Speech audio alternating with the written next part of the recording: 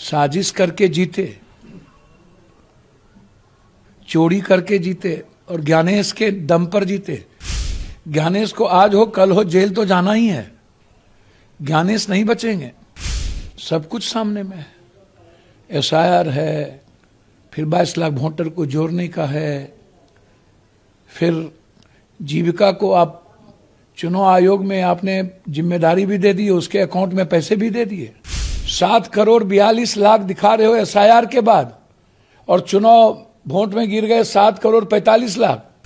India गठबंधन को postal ballot paper में 80% बढ़त है और ईवीएम में बढ़त हो गई तुम्हारी। बिहार की जनता ने नीतीश जी की अंतिम पारी के लिए एक बेहतर दया किया है।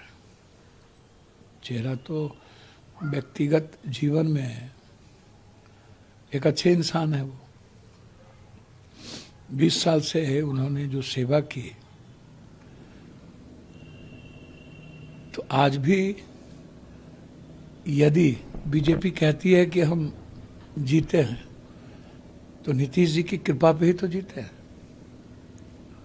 तो मुख्यमंत्री बिहार की जनता यदि एनडीए को दी है तो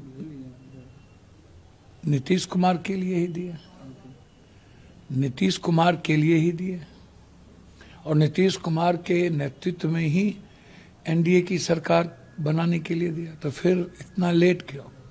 लगातार बीजेपी वाले आज तक ना तो गुलदस्ता देने गए, ना ही कहीं तस्वीर में बीजेपी वाले हैं, और सारे पार्टी के विधायकों से फोन करके टच में बात कर रहे हैं। क्यों भाई, जब आपके पास इतनी बड़ी बहुमत है तो अन्य पार्टियों से आप बात क्यों कर रहे हो?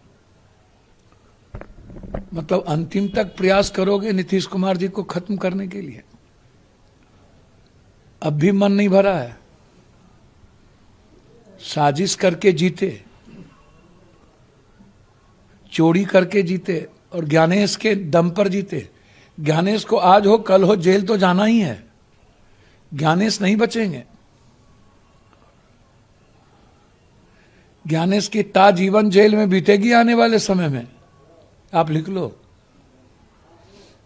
जितनी बड़ी चोरी उसने की है लोकतांत्रिक व्यवस्था के साथ और संवैधानिक दायित्वों के साथ, सब कुछ सामने में है। एसआईआर है, फिर 22 लाख वोटर को जोड़ने का है, फिर जीविका को आप चुनाव आयोग में आपने जिम्मेदारी भी दे दी, उसके अकाउंट में पैसे भी दे दिए। वाह रे वाह। और 6 तारीख को और 22 लाख वोटर को जो जोड़ा वो भी पता नहीं, 14 लाख लगभग फर्जी वोटर।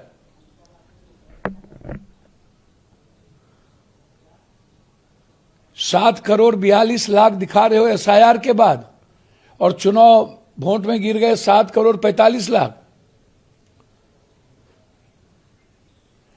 तो इतने बड़े पाप प्रक्रिया के बाद पूरा बिहार में इंडिया गठबंधन को पोस्टल बैलेट पेपर में 80% बढ़त है और ईवीएम में बढ़त हो गई तुम्हारी। ईवीएम पर कतई भरोसा नहीं किया जा सकता है। बैलेट पर